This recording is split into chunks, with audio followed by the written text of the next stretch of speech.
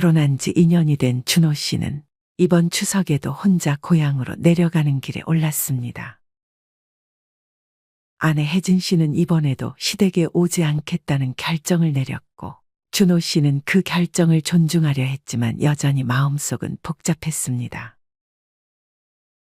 첫해 결혼한 명절부터 혜진 씨는 시댁에 가지 않겠다고 했고, 그때부터 준호 씨의 마음은 점점 무거워졌습니다. 매년 명절이 다가올 때마다 가족 간의 갈등은 깊어졌고, 올해도 어김없이 준호 씨는 홀로 부모님을 뵈러 가는 길에 나섰습니다. 차를 타고 3시간을 달려 도착한 고향집. 익숙한 집 앞 풍경이 반가우면서도 마음 한구석에는 불안함이 자리 잡고 있었습니다. 집에 들어서자마자 익숙한 음식 냄새가 풍겼습니다. 그 냄새는 매년 어머니 명자 씨가 명절을 위해 준비하는 요리의 향기였습니다. 하지만 올해도 어머니 혼자서 모든 일을 하고 계실 것을 생각하니 준호 씨는 마음이 더 무거워졌습니다.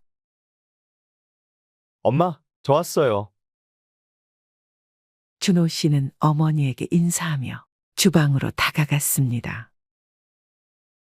주방에서 분주하게 움직이고 있는 어머니 명자 씨는 아들 준호를 보자 반갑게 맞았지만 얼굴엔 피로가 역력했습니다. 왔구나. 오느라 힘들었지? 얼른 씻고 와라. 저녁 준비 다 됐다. 준호 씨는 주방 안으로 들어가 어머니를 도우려 했습니다. 엄마, 도와드릴게요. 혼자 하시면 힘드실 텐데요.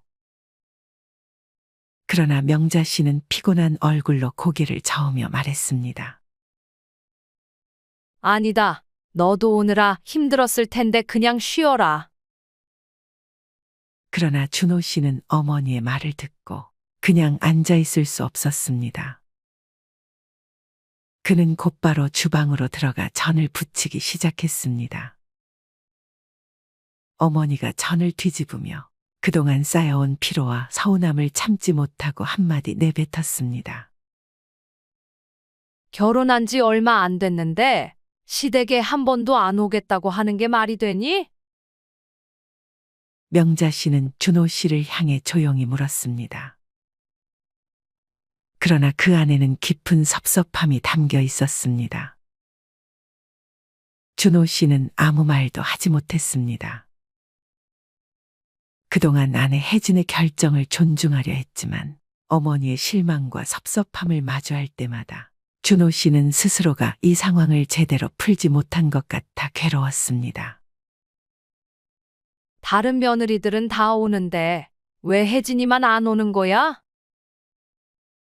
명자 씨는 준호 씨의 얼굴을 바라보며 말을 이어갔습니다.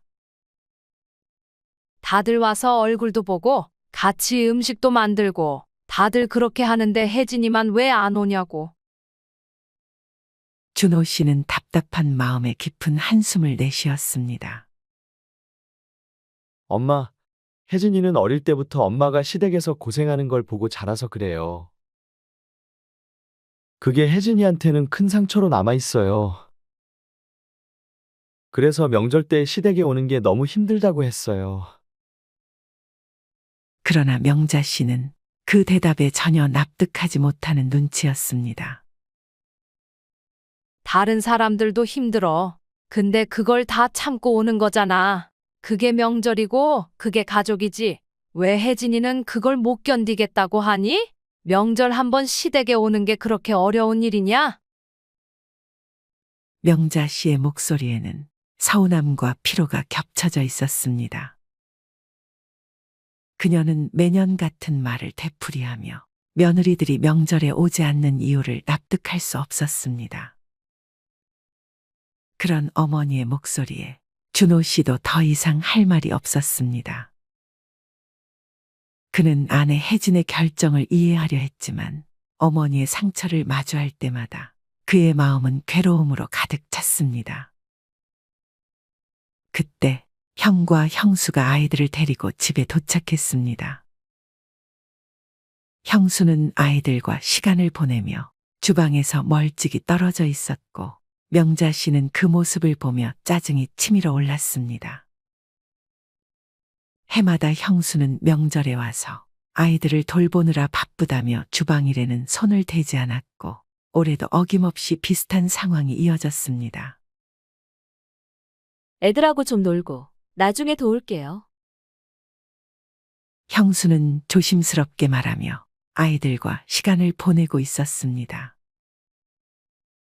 그러나 명자 씨는 더 이상 참을 수 없다는 듯이 전을 뒤집던 손을 멈추고 형수를 향해 말했다. 너는 매번 명절마다 애들 핑계로 주방 일을 안 돕고 이렇게 앉아서 쉬기만 하니? 내가 혼자 이 많은 걸 어떻게 다 하라는 거니? 명자 씨의 목소리는 조금씩 높아졌습니다. 그동안 참아왔던 서운함과 피로가 한꺼번에 폭발한 것이었습니다. 형수는 당황한 표정으로 아이들을 안으며 대답했습니다. 어머니, 저도 애들 돌보느라 힘들어요. 내일 아침에 차례 준비할 때 도울게요. 하지만 명자 씨는 그 말을 듣고 더 이상 참지 못하고 소리쳤습니다. 내일도 온다고. 오늘 이만큼 일을 하는데 내일이면 뭐가 달라지겠니? 매년 너희들은 와서 쉬고 먹고 가지만 나는 이렇게 혼자 고생하는 게 당연한 거야. 나도 이제 더는 못하겠어. 차라리 오지 마라. 순식간에 거실은 싸늘해졌습니다. 형수는 더 이상 참지 못하고 눈물을 보이며 방으로 들어가 버렸고 형은 당황한 표정으로 그녀를 쫓아갔습니다. 준호 씨는 남은 전을 뒤집으면서도 어머니의 마음을 이해할 수 있었습니다. 어머니가 겪고 있는 육체적, 정신적 피로는 준호 씨조차 견디기 힘들 정도였습니다. 엄마, 너무 힘드셨죠? 이제는 이러지 말고. 준호 씨는 어머니에게 조심스럽게 말을 꺼냈지만 명자 씨는 더 이상 그의 말을 듣고 싶지 않은 듯 고개를 저었습니다. 준호야, 이제 다 그만하자. 나도 더는 이렇게 못하겠다. 차라리 너희들 다 오지 마라. 그러면 나도 마음 편하고 너희도 나 신경 안 쓰고 지낼 수 있잖니? 그게 더 나을 것 같아. 어머니의 말에 준호 씨는 마음이 먹먹해졌습니다. 그동안 어머니가 겪어왔던 고통이 얼마나 컸는지, 그리고 이제는 더 이상 그 모든 것을 감당할 수 없다는 결정을 내린 것 같았습니다. 어머니의 목소리에는 체념과 피로가 가득 묻어났습니다. 그저 명절이 오면 찾아오길 기대하던 어머니는 이제 더 이상 기대할 힘조차 남아있지 않았습니다. 다음 날 아침, 차례 준비는 여느 때처럼 진행되었지만 분위기는 더 이상 예전과 같지 않았습니다. 어머니는 아무 말 없이 조용히 음식을 준비했고 형과 형수는 어색한 침묵 속에서 차례를 지냈습니다.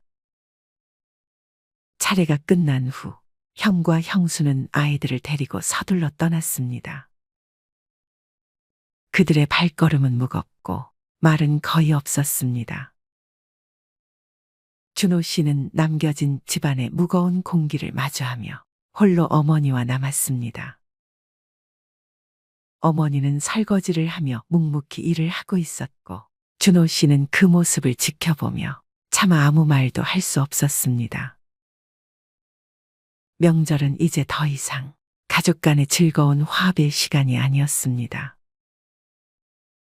그저 서로의 상처를 확인하는 날로 변해버린 듯했습니다.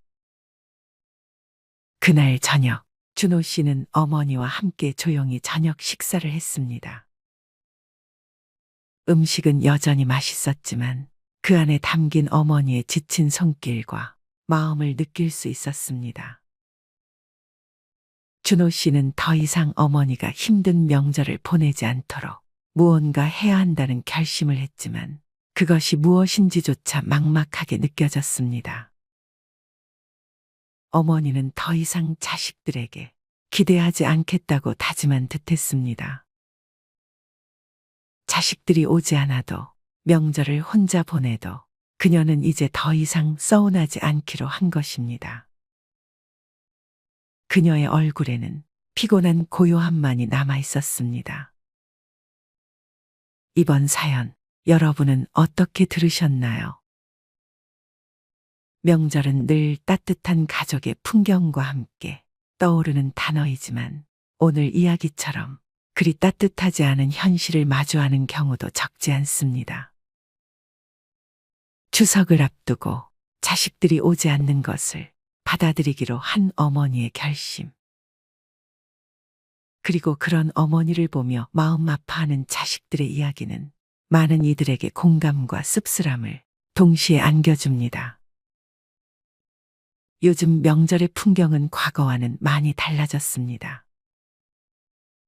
전통적인 가족 모임에서 벗어나 명절을 각자 보내거나 가족 간의 부담을 최소화하려는 가정이 많아지고 있습니다. 한편으로는 경제적인 부담, 장거리 이동의 피로, 그리고 가족 간의 갈등 등을 이유로 고향을 찾지 않겠다는 사람들이 늘어나고 있는 추세입니다. 실제로 2024년 한 통신사의 설문조사에 따르면 응답자의 절반 이상이 올해 추석에는 고향을 방문하지 않겠다고 응답했습니다. 이유는 여러 가지였습니다. 길게 쉴 수 있어서, 경제적 부담이 커서, 명절 노동이 걱정되어서 등이 그 이유로 꼽혔습니다. 특히 젊은 세대에서는 명절에 대한 기대감이 점점 줄어들고 있습니다. 가족 간의 잔소리, 결혼과 취업 문제에 대한 스트레스 등으로 인해 명절이 즐거운 시간이기보다는 부담스럽고 피하고 싶은 시간으로 여겨지는 경향이 커지고 있습니다. 반면 부모 세대는 자식들과 손주들이 함께 모이는 전통적인 명절 풍경을 기대하는 경우가 많습니다. 이런 세대 간의 인식 차이와 기대 차이가 명절을 앞둔 갈등의 주요 원인 중 하나로 작용하고 있는 것이죠. 또한 명절 노동의 문제는 여전히 많은 가정에서 중요한 이슈로 자리 잡고 있습니다. 특히 여성들에게 있어 명절은 몸과 마음 모두가 지치는 시간이 될 수 있습니다. 많은 이들이 명절이 다가올 때마다 음식을 준비하고 손님을 맞이하고 치우는 일까지 도맡으며 정신없이 시간을 보냅니다. 그러나 이 같은 과도한 노동을 견디는 것이 전통이라는 이유만으로 당연하게 받아들여져서는 안 됩니다. 이러한 문제의식이 점점 커지면서 이제는 명절의 형태와 의미가 변화하는 시점에 와 있는 것이 아닐까요? 사실 명절은 누군가에게는 기다려지는 시간이지만 또 다른 누군가에게는 부담스러운 시간일 수 있습니다. 혼자 있는 시간이 외로울 것 같지만 그 시간은 자신을 돌아보고 온전히 쉬는 귀중한 기회가 될 수도 있습니다. 혼자서 추석을 보내게 된 사람들에게 혹은 가족과의 갈등 속에서 추석을 맞이하는 사람들에게 전하고 싶은 메시지가 있습니다. 명절이 반드시 가족이 함께라는 공식에만 갇힐 필요는 없다는 것입니다. 세상이 변하면서 명절의 모습도 자연스럽게 바뀌고 있습니다. 요즘에는 고향을 찾는 대신 도시에서 쉬거나 해외로 여행을 떠나는 사람들이 많아졌습니다. 특히 명절 스트레스와 경제적인 부담을 피하고자 하는 경향이 두드러지며 이를 반영하듯 명절 대체 문화가 확산되고 있습니다. 여행이나 자기 개발, 새로운 취미를 통해 명절을 더 의미 있게 보내는 사람들이 많아지고 있는 것입니다. 명절의 전통적인 의미를 지키는 것도 중요하지만 그것이 반드시 함께 모여야만 하는 것은 아닙니다. 중요한 것은 우리가 어떻게 그 시간을 보내느냐에 대한 선택의 문제입니다. 혼자서 보내는 명절도 나쁘지 않습니다. 때로는 혼자서 나만의 시간을 보내며 재충전하는 것이 가장 의미 있는 명절이 될 수 있습니다. 그렇다면 이번 추석에는 어떻게 하면 조금 더 행복하고 의미 있는 시간을 보낼 수 있을까요? 먼저 자신에게 가장 필요한 것이 무엇인지 생각해 보세요. 누군가에게는 휴식이, 또 누군가에게는 평소 하지 못했던 취미를 즐기는 시간이 될 수 있습니다. 조용히 책을 읽거나 영화나 드라마를 몰아보며 휴식할 수도 있고, 근처 공원을 산책하며 가을의 풍경을 만끽할 수도 있습니다. 그동안 미뤄왔던 자기 개발에 집중하거나 요리를 해보는 것도 좋은 방법입니다. 또한 최근에는 혼자서도 즐길 수 있는 다양한 명절 활동들이 늘어나고 있습니다.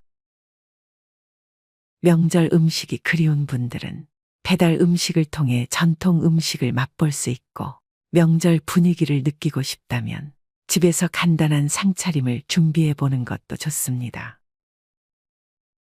명절을 꼭 누구와 함께 보내지 않더라도 나만의 방식으로 충분히 의미 있게 보낼 수 있습니다. 만약 명절에 가족과의 관계가 부담스럽거나 갈등이 있다면 이번 추석을 통해 한 발짝 물러서서 관계를 다시 정리해 보는 것도 좋습니다. 관계에 대한 고민은 명절이 아니더라도 언제나 이어질 수 있습니다.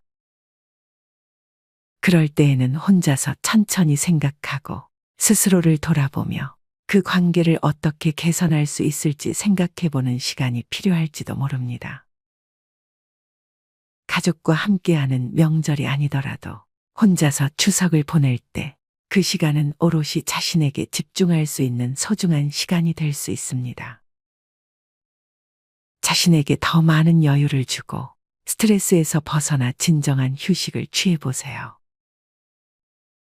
혼자 보내는 명절이 외로울 것 같지만 그 시간은 자신의 몸과 마음을 재충전할 수 있는 기회로 만들어 볼 수 있습니다. 혹시 이번 추석을 혼자 보내게 되신 분들이라면 자신에게 위로를 건네보세요. 혼자라는 사실이 외롭거나 쓸쓸한 것이 아니라 그 시간을 통해 진정한 평안을 얻고 자신만의 시간을 즐길 수 있음을 깨닫는 것이 중요합니다. 나 자신을 위한 시간을 충분히 누릴 수 있는 기회로 삼고 그 안에서 새로운 의미를 발견해 보세요.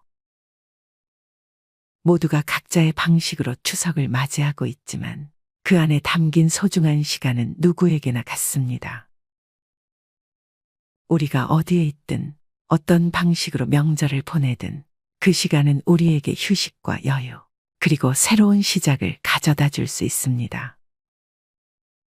어느 곳에서든 어떤 상황에 있든 이번 추석은 여러분에게 소중한 시간이 되기를 바랍니다. 가족과 함께하지 않더라도 나 자신에게 집중하며 그 시간을 잘 보내길 바라는 마음입니다. 추석을 앞두고 많은 분들이 각자의 자리에서 저마다의 방법으로 이 시간을 채우고 있을 것입니다. 혼자 있는 시간이 외롭다고 느껴질지라도 그 시간을 통해 더 깊은 의미를 찾고 평온을 누리길 바랍니다. 모두에게 풍요롭고 따뜻한 한가위가 되길 바랍니다. 여러분의 삶 속에서 그 여유와 행복이 가득하길 기원하며 이번 추석에도 평안한 마음으로 소중한 시간을 보내시길 바랍니다. 어디서든 누구와 있든지 풍성한 한가위 되세요. 정숙 씨는 이제 58살, 중년을 넘긴 나이에 다가가고 있는 평범한 가정주부입니다. 두 자녀는 모두 성인이 되었고 대학을 졸업하고 사회에서 어느 정도 자리를 잡은 후 각자의 삶을 살고 있습니다. 정숙 씨는 오랫동안 가정과 직장에서 바쁘게 생활하다 이제 남편과 함께 조용하고 여유로운 노후를 준비하려던 차였습니다. 하지만 그 조용한 일상에 예기치 못한 일이 터졌습니다. 정숙 씨의 큰 아들 민수는 30대 중반으로 서울에서 중소기업에 다니고 있습니다. 민수는 고등학교 때부터 늘 똑똑하고 능력 있는 아들이었지만 최근 몇 년간 직장 내 경쟁에서 밀리고 몇 번의 실패를 겪으면서 자존감이 많이 떨어졌습니다.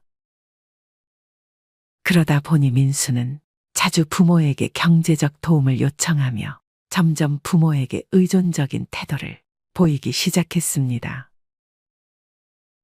정숙 씨는 처음엔 아들의 어려움을 이해하며 도와주었지만 어느 날부터 민수의 말 속에 이건 부모가 당연히 도와줘야 하는 일이다라는 느낌이 강하게 들었습니다. 정숙 씨는 이것이 좋은 방향으로 흐르지 않을 수 있다는 불안감을 느끼기 시작했습니다. 민수는 이번만 도와줘, 꼭 갚을게라고 했지만 그 말이 반복될수록 정숙 씨의 마음은 점점 더 무거워졌습니다. 민수는 이제 부모의 도움을 당연하게 여기며 부모에게 요구하는 금액도 점점 커지고 있었습니다. 그리고 또 다른 문제는 둘째 딸 유미였습니다. 유미는 결혼 후 남편과 함께 독립적인 생활을 하고 있었지만 여전히 부모님에게 가끔씩 어려운 이야기를 털어놓곤 했습니다. 유미는 자신이 결혼 생활에서 겪고 있는 갈등을 부모에게 종종 얘기했고 그때마다 정숙 씨는 어떻게 반응해야 할지 몰라 혼란스러워졌습니다. 유미는 부모에게 간섭을 받는 것을 불편해했으며 종종 엄마, 아빠가 너무 나를 간섭해라며 불만을 토로했기 때문입니다. 그럴 때마다 정숙 씨는 딸의 감정을 헤아려 주려 했지만 갈등을 피하기 위해 알겠어, 알겠어 하고 넘어가는 일이 많았습니다. 그러나 이러한 대처가 유미와의 관계에서 오히려 상처를 만들 수 있다는 생각을 하지 못한 채 그냥 넘기기만 했습니다. 정숙 씨는 점점 부모로서의 책임감과 자식으로서의 독립적인 삶 사이에서 갈등을 겪기 시작했습니다. 민수는 부모에게 요구하며 점점 더 의존적인 태도를 보였고 유미는 간섭을 싫어하며 부모와의 거리를 두려 했습니다. 정숙 씨는 어느 순간부터 두 자녀와의 관계에서 고민이 많아졌고 이 갈등을 어떻게 해결해야 할지 모르겠다고 생각했습니다. 그런데 어느 날 정숙 씨는 결국 큰 결심을 하게 됩니다. 이제 더 이상 두 자녀가 자립적인 삶을 살도록 도와주는 방법을 찾아야 한다고 느꼈습니다. 정숙 씨는 이를 해결하기 위해 자신의 태도와 대응 방식을 바꾸기로 마음먹었습니다. 오늘은 자식과의 관계를 풍요롭게 만들어줄 3가지 배려의 기술을 소개하려 합니다. 이 기술들은 단순한 배려를 넘어 사람들의 신뢰를 얻고 관계를 깊이 있게 만드는 힘을 가지고 있습니다. 끝까지 시청하시면 여러분의 인간관계가 한층 더 빛날 수 있을 것입니다. 첫 번째, 모르는 척. 정숙 씨는 민수에게 다시 한번 금전적인 요청을 받았을 때 즉각적으로 대답하지 않았습니다. 대신 그녀는 이번에는 내가 도와줄 수 없다고 말하려는 마음을 다잡고 잠시 고민에 빠졌습니다.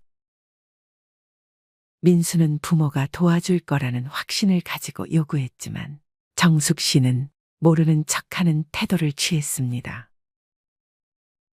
민수에게 한마디를 던졌습니다. 민수야, 이번엔 내가 도와줄 수 없을 것 같아.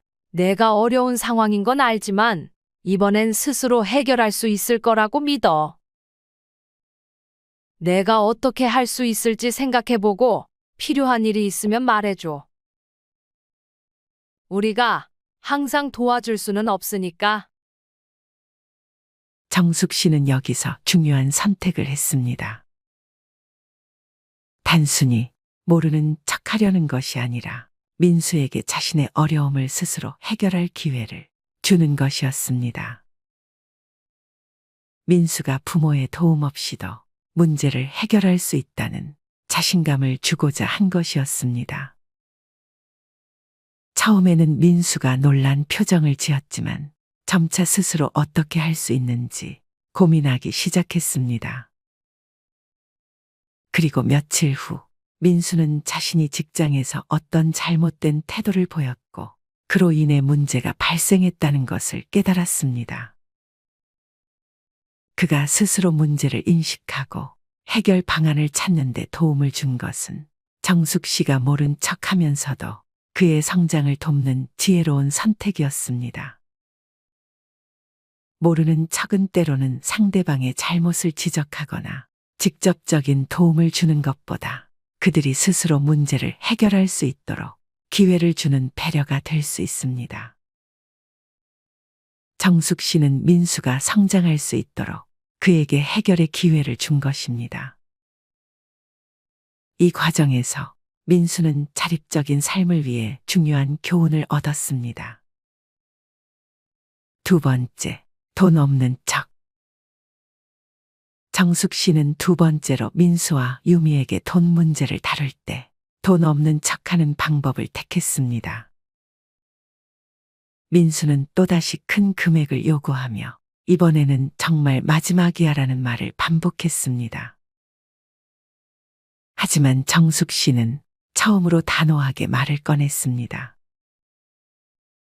민수야, 우리가 도와줄 수 있는 부분은 이제 더 이상 없다. 우리가 가진 돈으로 할 수 있는 일은 한정적이야. 너도 이제 성인이니까 더 이상 부모에게 의존하지 않기를 바란다. 내가 스스로 책임지고 해결하는 게 중요해. 정숙 씨는 그 말을 하며 민수에게 금전적으로 더 이상 의존하지 않도록 할 때라는 것을 알렸습니다.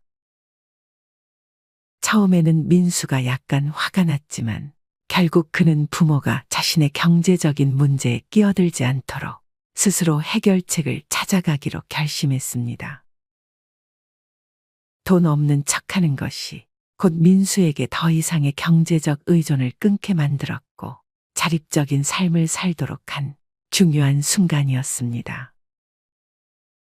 돈 없는 척은 물질적인 요구가 있을 때 이를 거절하는 것이 아니라 경제적 독립을 이끌어내는 중요한 방법입니다.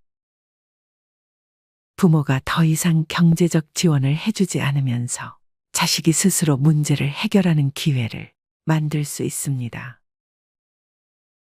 부모는 자식에게 책임감을 부여하고 자립적인 삶을 살도록 돕는 방법으로 돈 없는 척을 실천한 것입니다. 세 번째, 못 본 척. 마지막으로 정숙 씨는 유미와의 관계에서 못 본 척을 실천했습니다. 유미는 종종 부모에게 불평을 털어놓고는 부모가 간섭하는 것에 대해 불만을 나타내었습니다. 그런데 정숙 씨는 유미가 말을 할 때마다 못 본 척하고 가벼운 미소를 지으며 넘기기 시작했습니다. 그래, 그런 일이 있었구나. 너희도 힘들겠지만 나도 그런 거 다 해봤어. 그럼 잘 해결될 거야. 이 말을 듣고 유미는 조금 놀라기도 했지만 그녀는 부모가 너무 간섭하지 않고 자신의 입장을 이해해 주려고 한다는 점에서 마음이 편해졌습니다. 갈등이 발생할 때마다 정숙 씨는 유미의 감정을 인정하고 그저 경청하면서도 갈등을 피하려 했습니다. 부모가 지나치게 개입하면 오히려 갈등이 커질 수 있다는 사실을 깨닫고 못 본 척하는 방법으로 유미와의 관계를 개선할 수 있었습니다. 못 본 척, 때로는 상대방의 감정이나 상황을 이해하고 불필요한 논쟁을 피하며 상대방의 기분을 존중하는 방법입니다. 정숙 씨는 유미가 자신을 이해해주고 갈등을 풀어갈 수 있는 여유를 가질 수 있도록 돕기 위해 이 방법을 사용했습니다.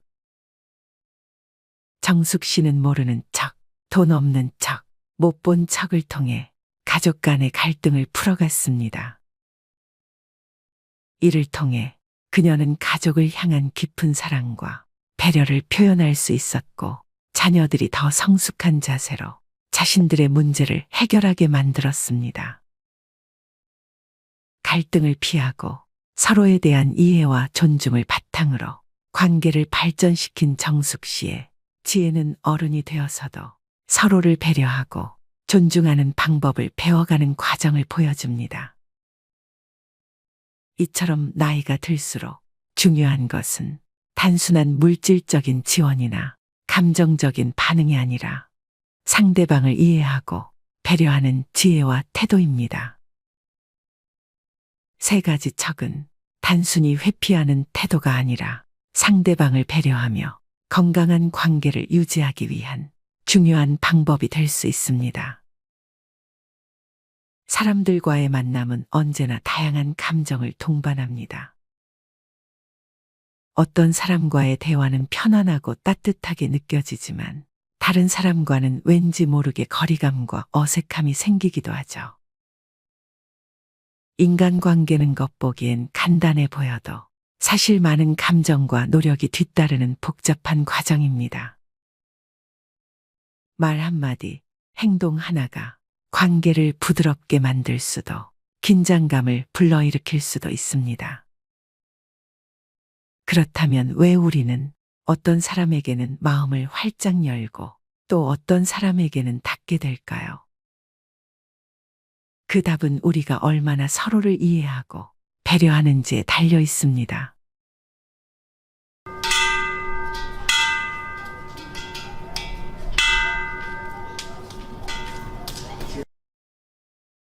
아이고, 관리비가 또 밀렸네요. 어르신, 이번 달엔 꼭 좀 부탁드려요. 관리실 직원의 말에 김명자 할머니는 고개를 푹 숙였습니다. 통장을 들고 은행에 갔을 때 잔액은 7,000원. 생활비를 인출한 지도 오래됐고 최근엔 아들 집에서 반찬을 좀 나눠줘서 겨우 끼니를 이어가고 있었습니다. 그런데도 그녀는 말합니다. 아들한테는 절대 손 안 벌려요. 민폐잖아요. 그런데 안타깝게도 장고는 이미 그녀의 의지를 배신한 지 오래였습니다. 명자 할머니의 이야기는 결코 남의 일이 아닙니다. 70이 넘도록 죽어라 일만 하며 살아왔는데 통장엔 늘 10만 원도 남지 않았다는 중장년층의 고백. 어쩌다 우리 세대의 통장은 이토록 텅 비었을까요? 왜 은퇴한 6070 세대들의 통장에는 100만 원도 남아있지 않은 걸까요? 많은 분들이 이렇게 말씀하십니다. 70 넘으면 그냥 조용히 집에만 있는 거지. 뭐 그렇게 돈이 들겠어요. 하지만 현실은 전혀 그렇지 않습니다. 퇴직 후 20년은 기본이고 30년을 넘기는 경우도 적지 않습니다. 65세 이후 평균 기대 수명은 84세를 넘어가고 있고 부부 중 한 사람이 90세 이상까지 사는 경우도 아주 흔해졌습니다. 하지만 대부분의 60대, 70대들은 아직도 이렇게 생각합니다. 노후는 그냥 연금으로 대충 살면 되겠지. 아프지만 않으면 되잖아. 나이 들면 돈 안 써. 하지만 현실은 달라요. 병원비, 치과비, 집 수리비, 명절 경조사비, 손주 용돈, 보청기, 안경 교체, 한 달 식비까지. 이 모든 것이 60대 이후부터 본격적으로 돈을 갉아먹기 시작합니다. 문제는 많은 분들이 아직도 50대처럼 쓰고 있다는 거예요. 그냥 한 달에 몇십만 원은 나가게 되더라고 하는 식으로요. 그게 바로 위험의 시작입니다. 노후는 안 써도 돈이 새는 시기예요. 쓰지 않아도 세월이 가져가는 돈이 있다는 걸 모르고 지나가다 보면 어느 순간 통장 잔고가 0원이 됩니다. 또 자존심이 문제인 경우도 많습니다. 가난해도 남에게 손 안 벌리는 것, 부족해도 자식에게 부담 주지 않는 것. 이게 미덕처럼 여겨져 왔어요. 그런데 자존심은 준비 없는 사람에겐 아무런 방패가 되어주지 않습니다. 자존심을 지키려면 돈이 필요합니다. 체면을 유지하려면 자산이 있어야 합니다. 자존심은 스스로를 지탱하는 강한 무기이지만 그 안에 든 칼날은 현실이 닿는 순간 너무 쉽게 부러지죠. 그러니 자존심이 강한 분일수록 더욱더 철저한 준비가 필요합니다. 그런데 놀랍게도 그런 분들이 나는 괜찮아 하며 대비를 등한시합니다. 결국 통장에 100만 원도 없는 채로 병원 앞에서 고개를 떨구게 되는 겁니다. 그리고 또 하나, 자식이 있으니까 괜찮다고 믿는 겁니다. 통장에 잔고가 없는 분들에게 이유를 물으면 종종 이렇게 대답하십니다. 나도 애들 키웠고 애들이 있으니까 그래도 어디 가서 굶기야 하겠어. 그런데 이 믿음은 현실을 외면한 환상입니다. 오늘날 30대, 40대 자녀들은 자신조차 감당이 어려운 세대를 살고 있어요. 물가 상승률, 집값, 교육비, 대출이자, 치솟는 보험료, 이들은 이미 삶에 쫓기고 있으며 부모까지 부양할 여력은 턱없이 부족합니다. 그럼에도 불구하고 여전히 많은 부모님들이 자식이 있으니까란 생각으로 저축을 미루고 부동산만 믿고 의료비 대비를 하지 않아요. 그리고 어느 날 자식의 차가운 한마디를 듣게 되죠. 엄마, 아빠, 저희도 솔직히 너무 힘들어요. 이때 깨닫게 됩니다. 아, 자식은 노후 대책이 아니었구나. 또, 돈이 없어서 못 모았어요. 라는 말을 참 많이 듣습니다. 물론 맞는 말이죠. 벌이가 적어서 저축 못했다는 분들 많습니다. 돈이 남아야 모으지요. 그런데 현실은 이렇습니다. 돈이 남아서 저축하는 게 아니라 저축을 하니까 남는 겁니다. 하루 1,000원, 한 달 3만 원. 이 금액을 무시해온 분들이 대부분이에요. 그깟 돈이 무슨 의미가 있겠어 하고 넘기다가 10년이 지나도 20년이 지나도 통장엔 여전히 0이 찍혀 있습니다.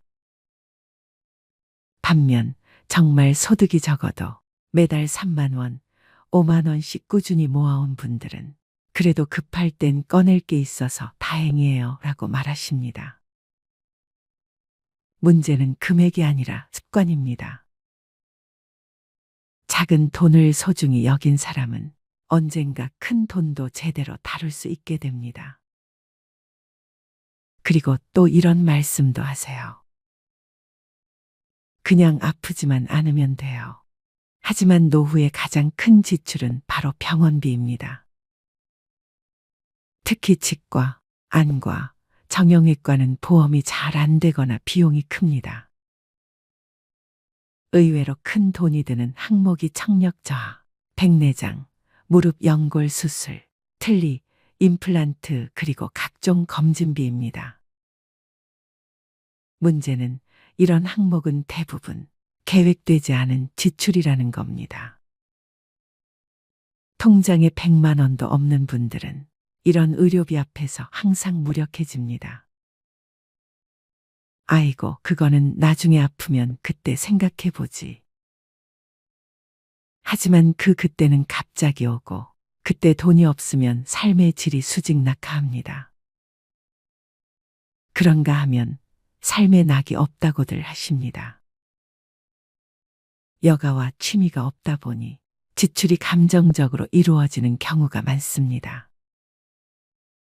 책을 사는 것도, 걷기 좋은 운동화를 사는 것도 아깝다고 생각하면서 술자리에는 쉽게 지출하죠.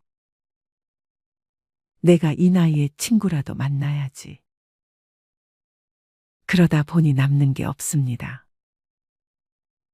자기만의 여가나 취미가 없는 사람은 감정 소비를 반복하고 결국 빈 통장만 남깁니다. 또 이런 말도 있습니다. 나중에 모으려고 했지. 그런데 기억하셔야 합니다.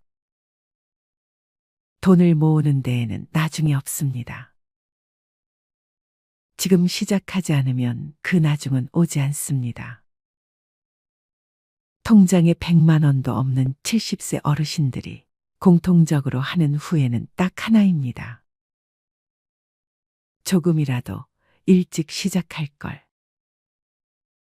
많은 분들이 이렇게 말씀하세요.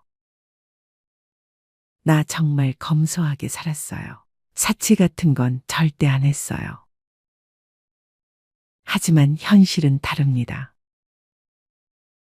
작은 사치, 반복된 소비, 습관적 지출, 이 모든 것이 누적된 결과입니다. 매일 마시는 5,000원짜리 커피, 정기배송 구독 서비스, 다 못 쓰는 건강식품, 자식과의 식사 후 결제 습관. 이런 습관적 소비는 눈에 보이지 않기에 더 무섭습니다. 누구보다 검소하다고 믿었던 사람들이 가장 위험한 지출을 하고 있는 경우가 많습니다. 돈보다 사람을 믿는다고요? 멋진 말입니다. 그런데 실천이 불가능합니다.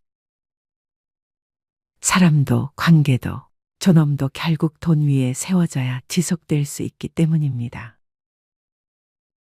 돈이 없으면 선택지가 줄어들고 자존감이 흔들리며 좋은 것을 알아도 실천하지 못하게 됩니다. 그리고 마지막으로 이런 체념이 가장 무섭습니다. 이 나이에 뭘 하고 희망을 아예 꺼버리는 거요. 하지만 정말 그럴까요?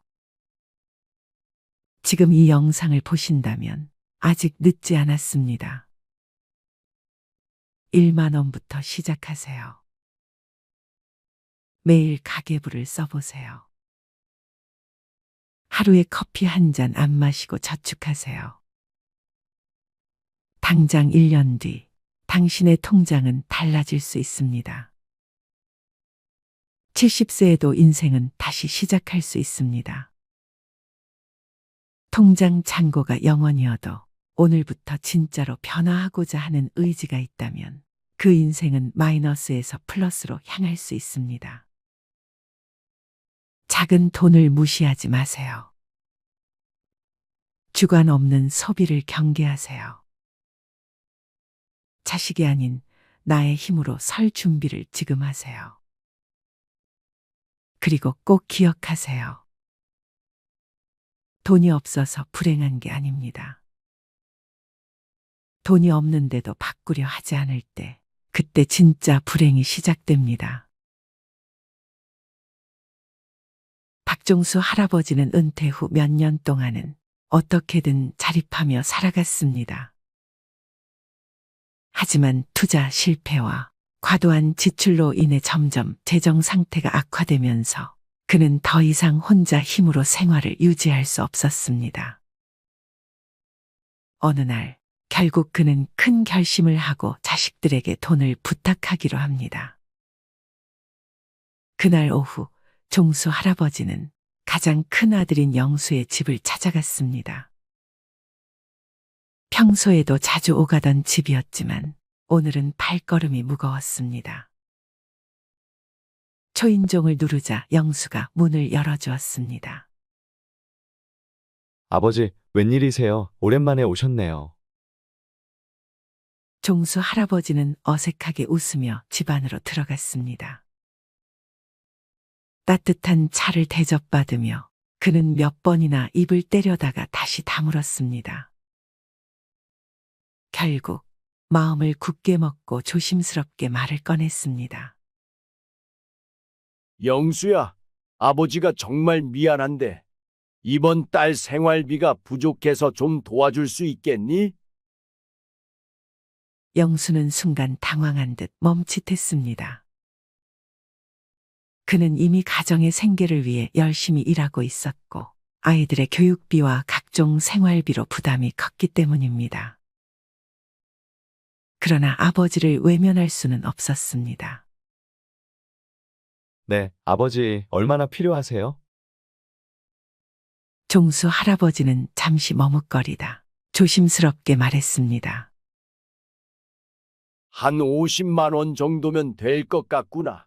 급한 건 다 해결하고 나면 갚을 수 있을 거야. 영수는 깊은 한숨을 내쉬며 알겠습니다. 아버지, 제가 이번 달은 좀 빠듯하긴 한데 어떻게든 해볼게요. 라고 대답했습니다. 그날 밤 종수 할아버지는 집으로 돌아와 마음이 착잡했습니다. 자식에게 손을 벌린다는 것이 자존심에 큰 상처를 입혔고 자신이 얼마나 비참한 처지에 놓여 있는지를 실감했습니다. 그는 눈물로 젖은 베개를 끌어안고 잠을 이루지 못했습니다. 며칠 후 딸 영희에게도 같은 부탁을 해야만 했습니다. 그는 딸의 집에 방문하여 손녀와 함께 시간을 보내다가 어렵게 입을 열었습니다.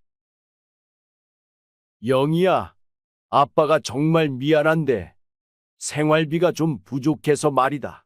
내가 조금 도와줄 수 있을까? 영희는 놀란 표정을 감추지 못했습니다. 아빠, 무슨 일이세요? 요즘 많이 힘드신가 봐요. 그녀는 아버지의 손을 잡고 걱정스러운 눈빛으로 물었습니다. 그래, 영희야. 아빠가 좀 어려운 상황에 놓였단다. 이번 달만 좀 도와주면 안 될까? 영희는 눈물을 참으며 물론이에요, 아빠. 제가 어떻게든 마련해 볼게요. 라고 말했습니다. 종수 할아버지는 자식들의 얼굴을 보며 더욱 마음이 무거워졌습니다.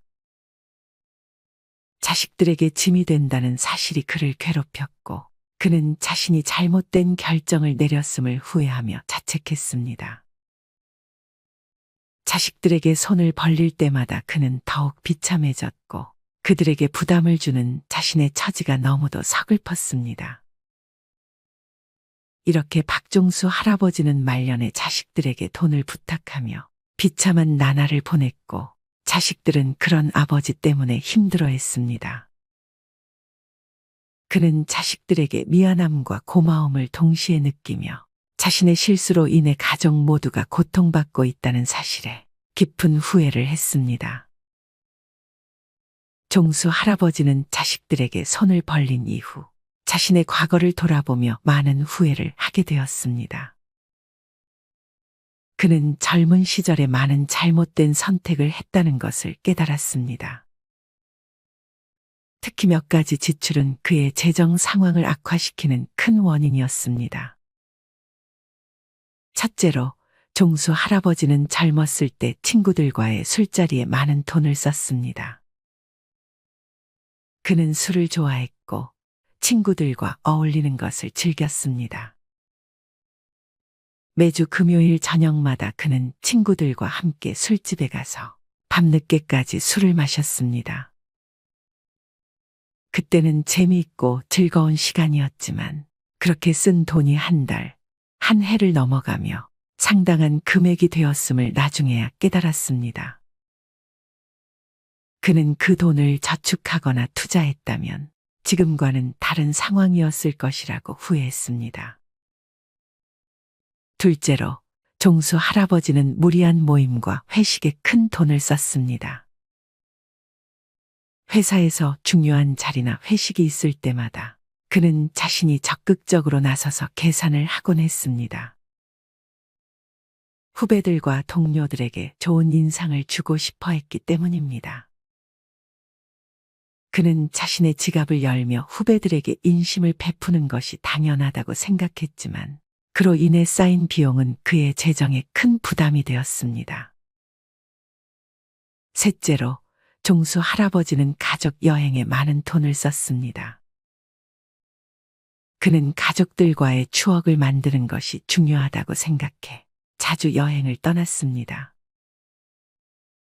해외여행도 여러 번 다녀왔고 국내에서도 좋은 숙소와 맛있는 음식을 즐기기 위해 아낌없이 돈을 썼습니다.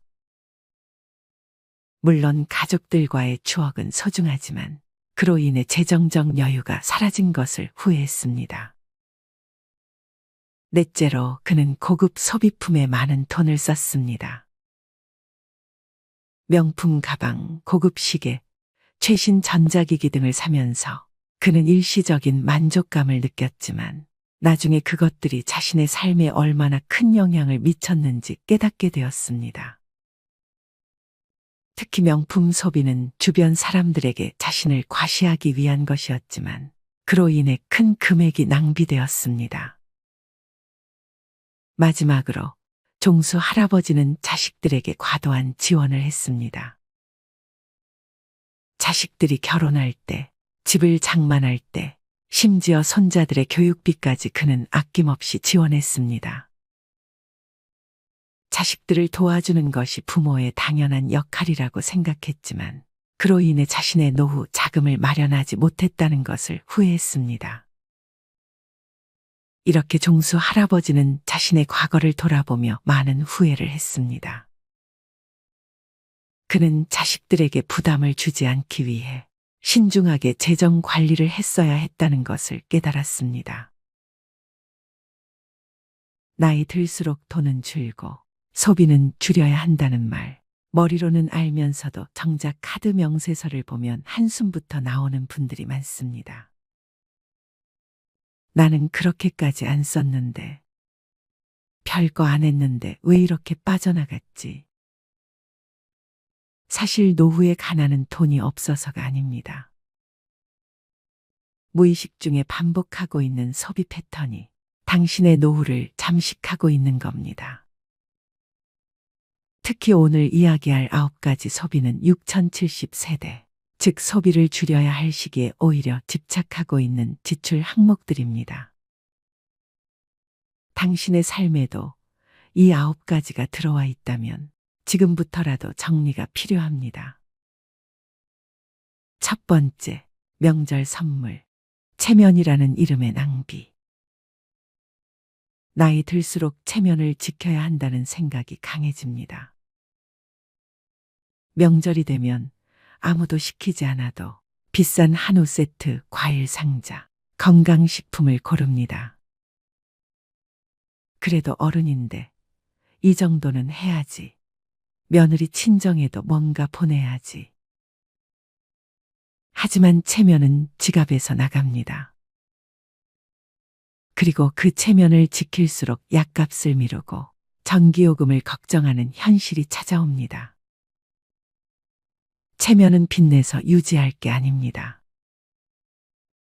체면은 내 형편에 맞게 절제하는 어른에게서 납니다. 진짜 품위는 덜 써도 존중받는 사람이 될 때 생깁니다. 두 번째, 여행, 탈출인가, 회복인가. 이 나이에 언제 또 가보겠어. 이 말 한마디에 항공권을 결제하고 내 인생인데 한 번쯤은 하며 여행 패키지를 끊습니다. 하지만 여행은 갔다 오면 끝입니다. 추억은 남을지 몰라도 카드값은 더 오래 남습니다. 게다가 여행은 습관이 되면 중독됩니다. 또 가야겠다. 안 가면 허전해. 문제는 여행이 회복이 아닌 회피가 되는 순간부터 노후는 무너지기 시작한다는 점입니다. 지속 가능한 삶은 감정이 가라앉은 상태에서 가도 되는 타이밍에 가는 여행이어야 합니다. 세 번째, 옷. 과거의 멋이 현재의 짐이 될 때. 나도 이 정도는 입어야지. 할머니라고 아무 옷이나 입나. 나이 들어도 멋지고 싶은 마음 당연합니다.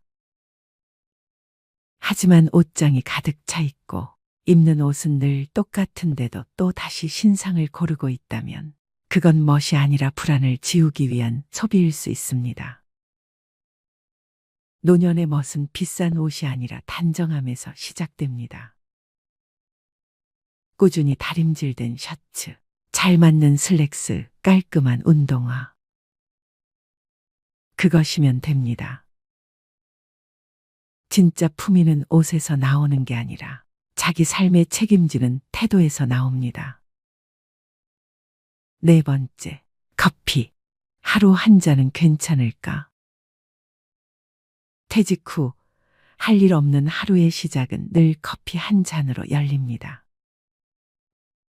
집에 커피 믹스가 있어도 굳이 테이크아웃 한 잔을 사야 하루가 시작된 것 같은 기분이 듭니다.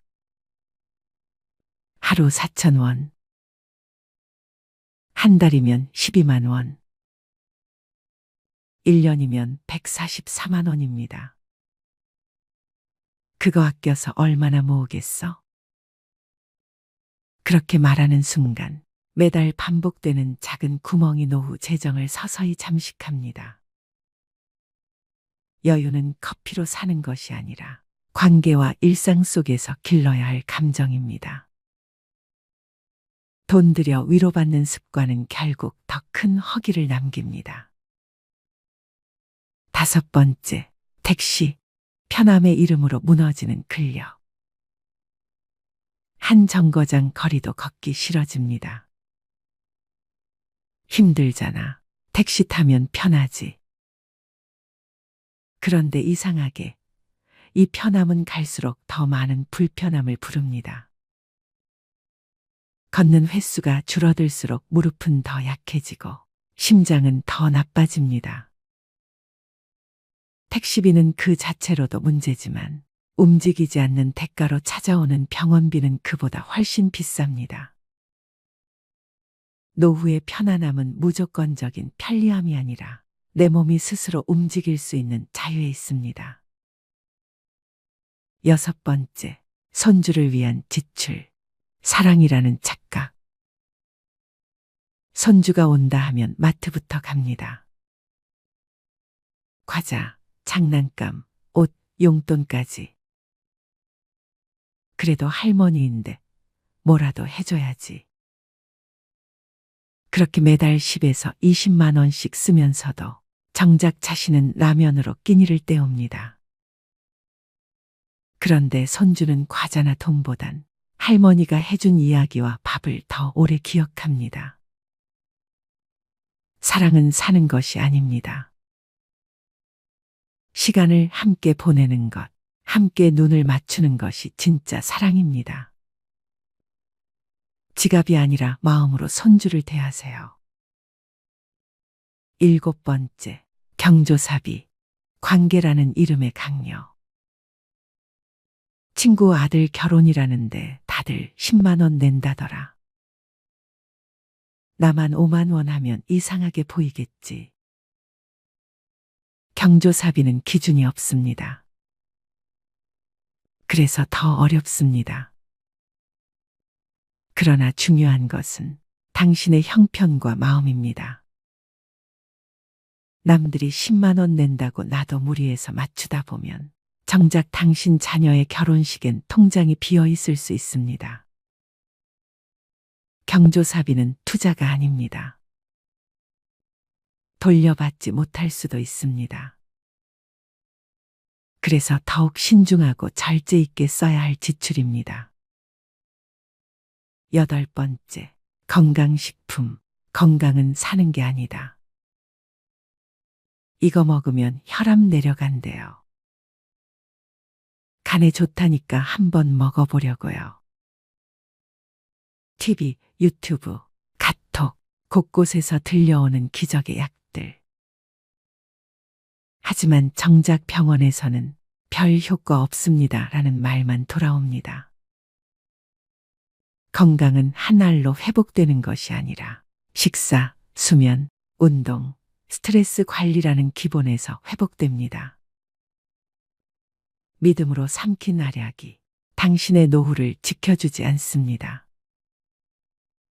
건강은 소비가 아니라 생활입니다. 9번째, 자동차. 탈 수 있는가, 감당할 수 있는가. 차가 있어야 어딜 가든 편하지. 이 나이에 버스 타기엔 좀. 차는 편리하지만 주유비, 보험료, 정기검사, 수리비, 주차비, 감가까지 계속해서 돈을 잡아먹습니다. 특히 쓰지 않으면서도 가지고만 있는 차는 가장 비싼 소비입니다. 탈 일이 없다면 차를 유지하지 않는 것도 선택입니다. 진짜 자유는 가지지 않아도 불안하지 않은 상태에서 생깁니다. 사람은 더 가지는 싸움에서 행복해지는 것이 아니라 덜 가지는데도 괜찮아지는 싸움에서 자유로워집니다. 누군가는 말합니다. 나이 들면 소박하게 살아야 한다.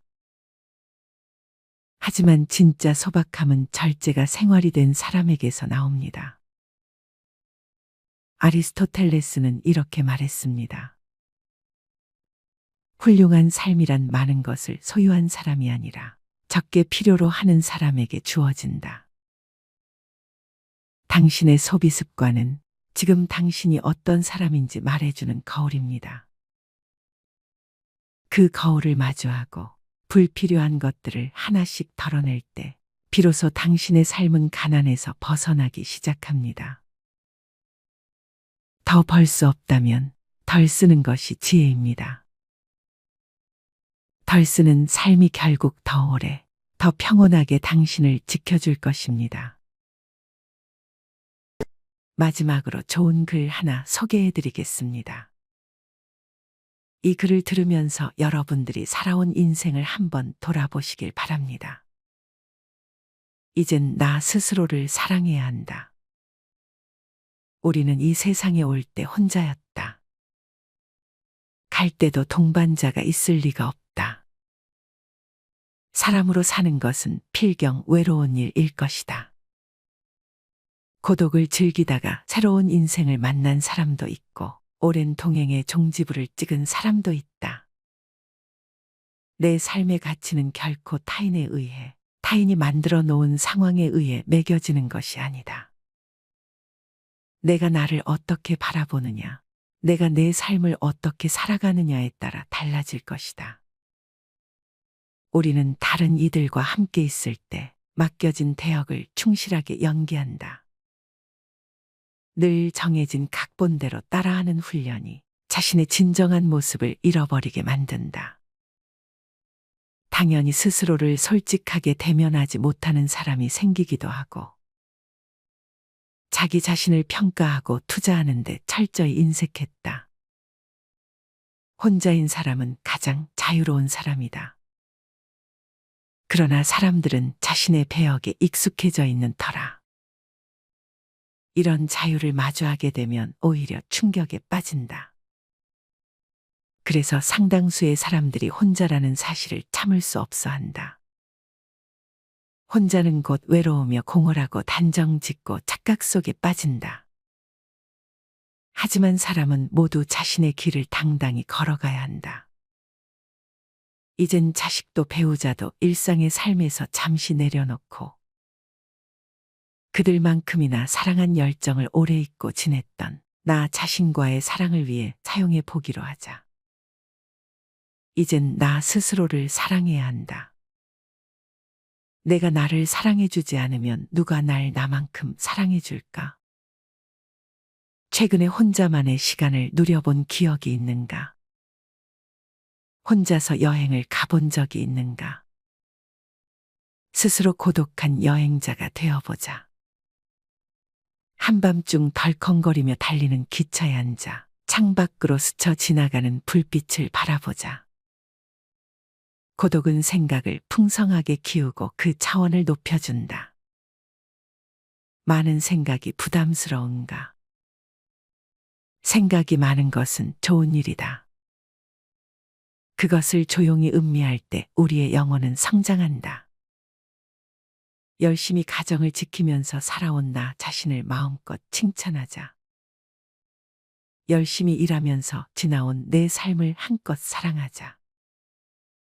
정성껏 마음 주고 걸음 좋은 내 이웃들을 중심으로 사랑하며 칭찬하자. 이젠 이만하면 쉴 자격 충분하니 더 이상 달려가지 못하더라도 달래고 추스릴 시간을 주자. 수고했다. 애썼다. 육신이 너덜너덜해질 만큼 약해진 나 자신에게 위로와 칭찬과 용기를 보내주자. 욕심부리고 때를 쓰고 푼 나 자신조차 따스하게 보듬으며 이해해주자. 잠시 거울 속에 내 얼굴을 정면으로 쳐다보자. 노화를 느낀 언젠가부터 자세히 보기 싫어진 내 얼굴이지만 오늘은 거울 속에 내 얼굴을 정면으로 뚫어져라 바라보자. 10년 전, 20년 전, 30년 전 사진의 내 얼굴을 생각하며 구석구석 찬찬히 현재의 내 모습을 바라보자. 저렇게 늙어가는구나. 나는 우울하고 안쓰러운 마음이 들 것이다. 그 얼굴에는 굴곡의 세월과 기쁨, 서러움의 시간이 묻어 있고 사랑과 이별과 망각의 시간들이 묻어 있다. 내 얼굴이지만 수많은 세월 동안 진지한 대화 한 번 없이 남의 물건처럼 방치해둔 내 모습이다. 언제 이렇게 수많은 주름살이 얼굴을 도배했을까? 언제 이렇게 떨어진 꽃잎의 색깔처럼 피부는 갈색 침전이 되었을까? 한때는 거울 속에 저 얼굴에도 신혼의 싱그러움이 있었다. 애들 초등학교 입학식 때 희망에 찬 젊은 부모의 기계가 있었을 것이다. 경제적 궁핍함에 힘든 세월 속에서도 꿋꿋이 웃음을 잃지 않던 얼굴이었고 애들의 교육 문제로 일희일비하던 극성스런 부모의 얼굴이었다. 갑자기 먼 길 떠나는 부모님과의 영원한 이별을 회한의 눈물로 보내드린 얼굴이었고 지금은 당시 부모님의 얼굴로 쓸쓸히 거울 속에 있다. 낯설게 변해버린 굳은 무표정의 얼굴에게 이젠 진정으로 좋은 표정을 선물해주자. 지난 세월 근심과 걱정 속에서 찌들어간 내 얼굴에게 앞으로는 웃음과 희망을 전해주고 더 이상 주름살은 남겨주지 않도록 노력하자. 열심히 살아온 내 얼굴에게 그동안 너무 고마웠다고 말해주자. 수십 년을 동고동락해준 내 얼굴에게 지구상에 오직 하나뿐인 내 얼굴에게 남은 시간은 우리들만을 위해 바치겠노라고 약속하자. 생각은 말이 되고 말은 행동이 되며 행동은 습관이 되고 습관은 삶의 변화를 준다. 어떤 생각을 하느냐에 따라 인생이 달라진다. 내가 나를 사랑하지 않으면 남들 또한 나를 사랑해주지 않을 것이다. 첫 번째, 내가 제일 좋아했던 취미 생활을 시작하자. 두 번째, 내가 진짜 가보고 싶은 여행지로 훌쩍 떠나자. 세 번째, 신발은 지금까지 신었던 가격보다 좀 비싼 걸로 투자하자. 네 번째, 마음을 터놓을 수 있는 친구에게 당장 전화해보자. 다섯 번째, 아직 용서해주지 않았던 사람이 있다면 가슴을 열고 용서해주자. 그러면 내가 편해진다. 여섯 번째, 거리가 멀더라도 맛집으로 이름난 식당을 찾아 나 자신에게 음식 선물을 해주자. 일곱 번째, 매일 아침 눈을 뜨는 순간 나는 사랑받기 위해 태어난 사람이고 지금 이 순간이 가장 행복한 사람이라고 외치자. 이 글을 읽은 모든 사람이 과거에 어떻게 살았던 지금 당장부터 행복했으면 한다. 거울 속의 낯선 나를 이젠 진정 사랑하는 대상으로 친하게 지내며 먼 훗날 영원한 안식 여행을 떠날 때 너와 나 우리는 행복한 삶을 살았다고 말할 수 있었으면 얼마나 좋을까. 내가 먼저 내 얼굴을 사랑해라고 말하고 바로 행동을 했으면 합니다. 나를 업신 여기지 말고 위대하고 또 위대한 소중하고 귀한 사람이 당신임을 잊지 말고 살았으면 합니다. 나는 지구상 하나뿐인 내 얼굴을 사랑합니다. 왜냐하면 한평생 희노애락을 같이 경험하며 살아온 얼굴이니까요. 이제는 늦기 전에 인생을 즐겨라. 아주 오래 살 것처럼 행동하면 어리석다. 걷지도 못할 때까지 기다리다가 인생을 후회하지 말고 몸이 허락하는 한 가보고 싶은 곳 여행하라. 혹시 병 들더라도 겁먹거나 걱정하지 마라. 태어나서 늙고 병들고 죽는 것은 누구에게나 오는 것 아닌가. 몸은 의사에게 맡기고 목숨은 하늘에 맡기고 마음은 스스로 책임져야 한다. 자식들이나 손자에 관한 일은 눈으로 보고 귀로 듣기만 하고 입은 꼭 다무셔라.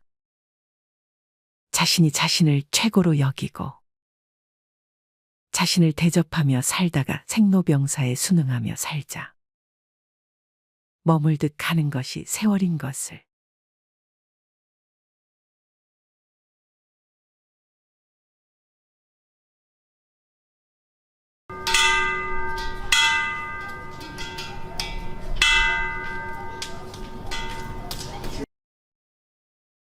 정우 씨는 올해로 67, 은퇴한 지는 벌써 10년이 넘었습니다. 처음 은퇴했을 때만 해도 세상이 텅 빈 것 같았죠. 매일 아침 정해진 시간에 눈을 뜨고 양복을 입고 지하철을 타던 삶이 하루아침에 사라졌으니까요. 집에 앉아 있으면 아내의 발자국 소리와 시계 초침 소리만 크게 들렸습니다. 그때 구원처럼 다가온 게 동창 모임이었습니다. 매달 한 번씩 만나 술잔을 기울이며 옛날 이야기, 건강 이야기, 아이들 이야기를 하다 보면 그날만큼은 웃음이 끊이지 않았습니다. 그 시절엔 모임 날만 되면 며칠 전부터 설렜습니다. 아내는 당신 또 친구 만나러 나가 하며 말했습니다. 그때 정우 씨는 모임이 삶의 활력소라고 말하곤 했습니다. 하지만 시간이 흐르면서 모임은 조금씩 달라졌습니다. 처음엔 다들 비슷한 형편이었는데 몇 년이 지나자 서로의 삶의 격차가 눈에 보이기 시작했습니다. 어떤 친구는 자녀 덕분에 해외여행만 다니고 어떤 친구는 여전히 손주 봐주느라 허리가 휘고 어떤 친구는 투자에 성공해 퇴직금으로 아파트 2채를 사서 월세 받으며 산다고 자랑했습니다. 처음에는 그 얘기들이 그저 남의 이야기처럼 들렸지만 반복되다 보니 묘한 기분이 들기 시작했습니다. 나만 뒤처진 건가 하는 생각이 불쑥불쑥 들었죠. 그리고 언젠가부터 모임 회비가 슬금슬금 올라갔습니다. 야, 요즘 여기 말고 다른 데 가자. 여기 음식 너무 평범해. 그래, 우리도 좀 좋은 데 가야지. 몸 생각해서 소고기 먹자. 모임 한 번에 7만 원, 8만 원.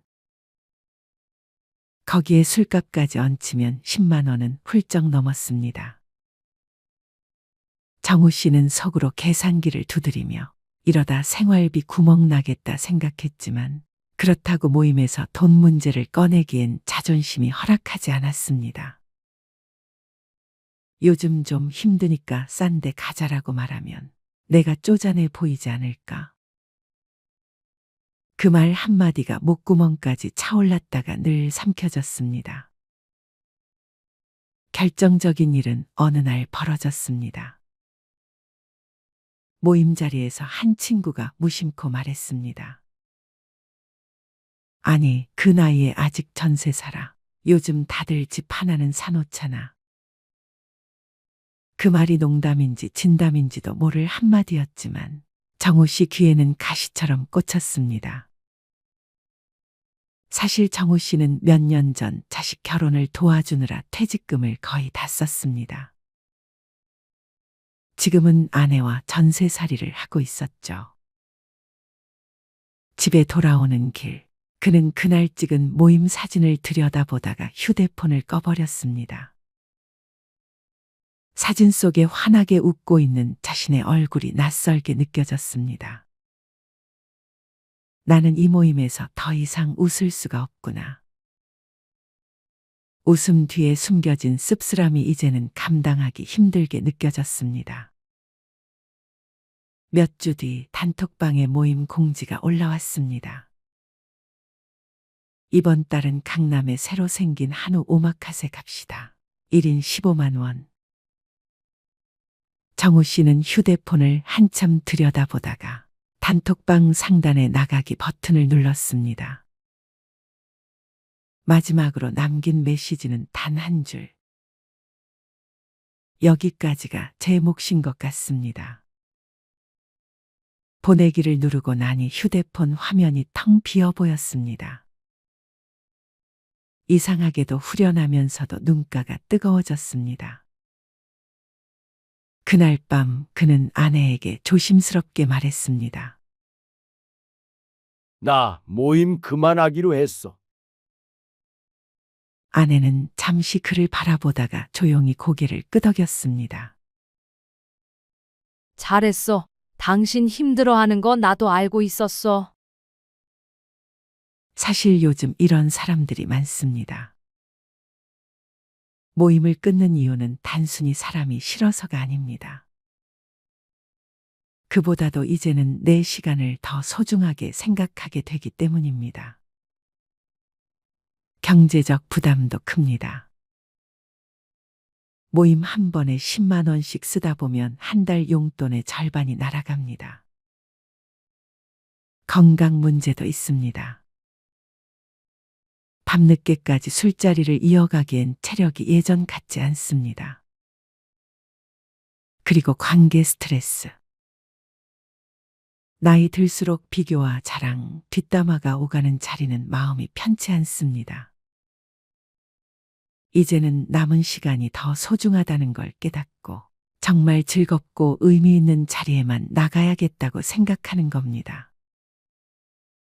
오래된 인연이라도 지금의 나와 맞지 않는 관계라면 과감히 정리하는 겁니다. 모임을 끊는 건 관계를 포기하는 게 아닙니다. 내 삶의 우선순위를 새롭게 정리하는 과정입니다. 혹시 여러분도 비슷한 고민을 하고 계신가요? 그렇다면 스스로에게 물어보세요. 이 모임이 나에게 기쁨을 주는지, 모임에 다녀온 날 내 마음은 가벼운지 무거운지. 만약 답이 무겁다라면 과감히 쉬어도 됩니다. 대신 나를 편하게 해주는 사람, 나와 웃음을 나눌 수 있는 자리는 놓치지 마세요. 인생 후반부는 사람을 거르는 시기이기도 하지만 내 사람을 새롭게 만나는 시기이기도 하니까요. 여러분은 초등학교 동창 모임부터 시작하여 사회에서 참여하게 된 모임까지 다 합치면 몇 개 정도의 모임에 가입이 되어 있으신가요? 이름만 들어가 있는 밴드 모임 같은 것은 제외하고 적어도 월회비 정도를 걷는 모임 정도만 생각해 보세요. 회비를 내느냐 안 내느냐의 기준은 모임의 성격을 규정하는 데 가장 중요한 요인이 될 수 있습니다. 여러분은 어떠신가요? 정기적으로 회비를 내는 모임 몇 개 정도에 발을 들여놓고 계신가요? 또 회비를 내면서까지 남아있는 모임에는 왜 계속 참여하고 계신가요? 대부분 모임은 기분풀이나 물질적 이해관계 동기로 형성됩니다. 아직도 그 진정성이나 가치, 필연성 정당함을 무시 못할 모임도 많지만 실제로는 형식적이고 거칠에 가벼운 모임이 많습니다. 어떤 모임은 이미지 자기 내세우기 경연장 같습니다. 허상인 자신의 존재감을 과시하는 장이 되기도 합니다. 모두들 타인의 자기 인정에 목매다는 경우도 있고 진원보다 감언이 넘칩니다. 오늘은 나이 들수록 피해야 하는 모임과 건강하고 행복한 노년을 위해 필요한 모임에 대해 알려드리도록 하겠습니다. 먼저 나이 들수록 피해야 하는 모임. 첫 번째, 부정적인 에너지가 높은 모임입니다. 나이가 들면서 긍정적인 에너지가 필요한데 비판적이거나 부정적인 에너지가 높은 모임은 건강과 행복에 영향을 미칠 수 있습니다. 친구들의 힘듦과 어려움의 이야기, 혹은 남의 뒷담화를 듣다 보면 나도 모르게 그 감정에 젖어 있습니다. 같이 눈물을 흘리기도 하고 같이 쌍욕을 내뱉어 보기도 하며 마구 화를 내어 보기도 합니다. 그렇게 들어주고 함께 감정을 나누며 상대와 많이 가까워지기도 하지만 문제는 헤어지고 나서 느껴지는 부정적인 감정들입니다. 앞서 말한 부정적인 감정을 흠뻑 나눈 시간은 고스란히 헤어져도 나를 감싸고 있습니다. 보이지 않는 보호막처럼 머리끝부터 발끝까지 감정들이 신체에 묻어 있음을 알게 됩니다. 모임에 다녀와서 부정적인 느낌이 자주 든다고 느껴지시면 그 모임은 피하시는 게 좋습니다. 이런 모임보다는 긍정적이고 지지해주는 환경에서 삶을 즐기는 것이 중요합니다. 부정적 에너지가 높은 모임은 피하는 것이 현명합니다.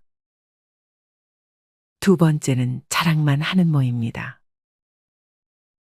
얼마 전 아는 지인을 만났습니다. 대기업 임원을 지내셨던 분으로 최근 속상했던 경험으로 동창회 얘기를 하셨습니다. 아들이 미국의 유명한 대학에 입학하게 되어 겸사겸사 다녀왔다는 한 친구의 이야기를 또 다른 친구가 한쪽에서 가슴 치고 들었다며 속상했다는 것입니다. 투병 중인 아들 때문일 거라 하시면서 언제부터인가 본인도 자식 자랑, 돈 자랑이 많은 자리는 꺼려진다고 하셨습니다. 이 나이쯤 되면 가슴 아픈 일들을 한두 가지쯤 안고 사는 게 일반적인데 별로 말하고 싶지 않은 내용들까지 억지로 들춰지는 상황을 불편해 하셨습니다. 직장인이 퇴직할 즈음의 아이는 대학 진학을 하거나 취업할 나이가 됩니다. 누군가의 자녀는 명문대에 입학하고 번듯한 직장에 들어가겠지만 반대로 누군가의 자녀는 원하는 대학에 낙방하거나 출근할 회사가 없을 수 있습니다. 마음처럼 되지 않는 게 자식 농사인데도 다른 이의 자랑을 들으면 모든 게 내 탓인 듯하여 스스로 책망하게 됩니다. 또한 노후 준비가 충분치 않은 퇴직자는 경제적 고민도 부담일 수밖에 없습니다. 당장 생활비 마련이 시급한데 마땅한 일자리를 구하기도 쉽지 않아 두 번째 세상살이는 더 힘겹습니다. 여기에 연로하신 부모님과 병에 걸린 가족까지 책임져야 하는 상황이라면 앞날이 막막하기만 합니다. 이번 동창회를 다녀온 후 깨달은 점이 있다고 합니다. 퇴직자일수록 서로를 더 배려해야 한다는 점입니다.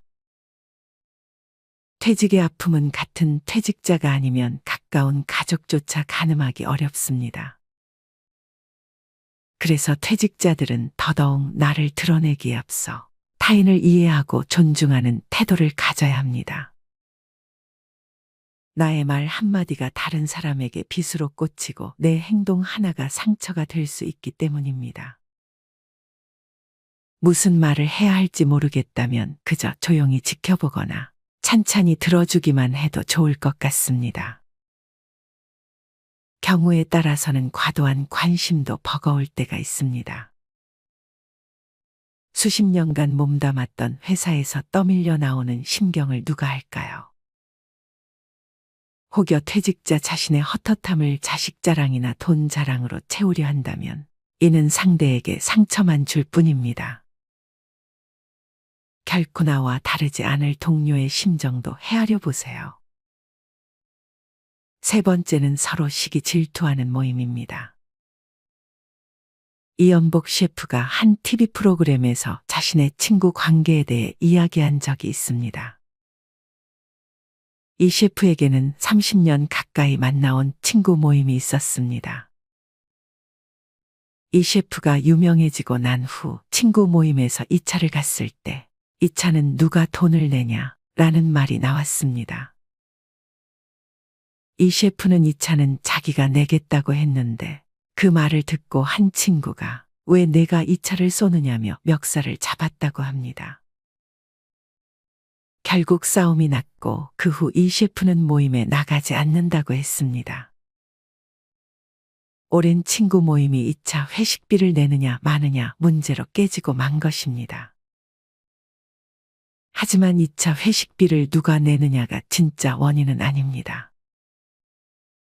이 셰프가 유명해진 것에 대한 시기 질투가 진짜 문제였습니다. 친구 모임에서 왜 내가 돈을 다 내느냐고 따지는 건 그 사람에게 시기나 질투, 콤플렉스가 있다는 방증입니다. 회식비를 반낸다 해도 문제고 다 낸다 해도 문제입니다. 그럼 n분의 1로 나눠내면 문제가 없을까? 그것도 아닙니다. 성공의 돈도 벌었는데 친구들에게 한턱을 내지 않는 쫀쫀하고 야박하며 베풀 줄 모르는 이기적인 친구가 돼버립니다. 이런 사람들은 욕을 피할 수 있는 방법이 없습니다. 뭘 해도 비난받습니다. 그래서 결국 성공한 사람은 모임에 더는 나가지 않게 됩니다. 모임에 나가지 않는다고 욕을 안 먹는 건 아닙니다. 성공하기 전에는 모임에 나갔는데 성공한 다음부터 나가지 않으면 옛날에는 안 그랬는데 이제는 변했어 라며 비난받습니다. 결국 뭘 해도 욕을 먹습니다. 모든 친구가 다 이렇게 시기 질투의 감정으로 성공한 사람, 돈을 많이 번 사람을 비난하는 건 아닙니다. 시기 질투의 감정으로 말을 내뱉는 이는 소수입니다. 하지만 10명 중 1명 정도는 그럽니다. 비록 1명이지만 그 1명이 모임에서 이런 말을 하면 그 다음부터는 모임에 나가기가 두렵습니다. 그런 친구가 1명이라도 있으면 그 모임에 더는 나갈 수가 없습니다. 소위 성공한 후 모임에 나가지 못하는 사람이 이 셰프만은 아닙니다. 정말 많은 사람이 사회적으로 명성과 부를 얻은 후 과거 인연이 끊기고 맙니다. 밥값을 누가 내느냐, 얼마나 내느냐의 문제로 인간관계가 꼬인다는 건 참 우스운 일입니다. 그런데 친구 관계, 지인과 관계에서는 이게 참 중요합니다. 만나서 이야기만 하고 헤어지면 웬만한 경우가 아닌 한 사이가 틀어질 일이 없습니다. 하지만 만나서 이야기하다 보면 필연적으로 차값, 밥값, 술값 등을 지출해야 합니다. 이걸 어떻게 누가 부담하느냐에 따라 친구 관계가 영향을 받습니다. 어쨌든 이런 문제로 성공한 사람, 돈을 번 사람은 자신의 옛 모습을 잘 아는 친구들. 즉 자기가 잘 나가기 전, 성공하기 전부터 알고 지낸 친구들 모임에 나가기가 힘듭니다. 업무와 관계없이 순수한 인간관계를 이어나갈 수 있는 좋은 모임이라 해도 소위 성공했다는 사람은 나가기가 어렵습니다. 성공한 후 사람이 변해서 모임에 나가지 않는 게 아닙니다. 모임에서 상처를 받아 다음부터는 안 나가게 된다는 게 좀 더 정확한 답입니다. 이렇게 나이 들수록 피해야 하는 모임에 대해 알아봤습니다. 모임을 아예 나가지 말라는 게 아닙니다. 어떤 모임이든 장단점을 가지고 있습니다. 사람과의 소통이 이루어지는 공동체는 그만큼 제약되는 부분과 허용되는 부분으로 어느 정도 나눠지는 것 같습니다. 하지만 그 범주를 벗어나 도드라지거나 흐트러뜨릴 경우 부딪힘은 따라옵니다. 그만큼 인간관계에서 발생하는 문제가 큰 것 같다는 생각을 해봅니다. 마지막으로 행복한 노년을 위해 필요한 모임에 대해 알려드리겠습니다. 첫 번째, 지적 호기심을 충족시켜주는 모임. 지적 호기심을 충족시키는 모임은 노년에도 능동적인 두뇌 활동을 유도하며 지적인 만족을 가져다 줄 수 있습니다. 새로운 지식을 습득하고 지적 호기심을 유지하면 마음이 활기차지고 삶의 만족도가 상승할 수 있습니다. 두 번째, 지역사회와 연계되는 나눔과 봉사활동. 지역사회와 연계되는 나눔과 봉사활동은 사회적 연대감을 높이며 유익한 사회적 활동을 통해 삶의 가치를 높일 수 있습니다. 다양한 연령대와 교류하면서 자신의 경험과 지식을 공유하며 소외감을 해소할 수 있습니다. 세 번째, 적절한 휴식과 여유를 즐기는 모임. 나이가 들면서 충분한 휴식과 여유를 제공하는 모임은 신체적인 피로와 스트레스를 완화시켜 줄 수 있습니다. 또한 자연과 소통하며 휴식을 취하는 모임은 건강을 유지하며 심신을 안정시켜 줄 수 있습니다. 이렇게 나이가 들수록 에너지 소비 대비 혜택이 높은 모임, 건강에 이로운 활동 등을 통해 건강과 행복을 유지하고 향상시킬 수 있습니다. 스트레스 받는 모임보다는 자기 케어를 중시하며 긍정적인 활동을 통해 노년을 더욱 풍요롭게 만들어 나가세요. 나의 행복은 내가 직접 찾아나가야 행복한 노년을 위한 새로운 여정이 시작됩니다.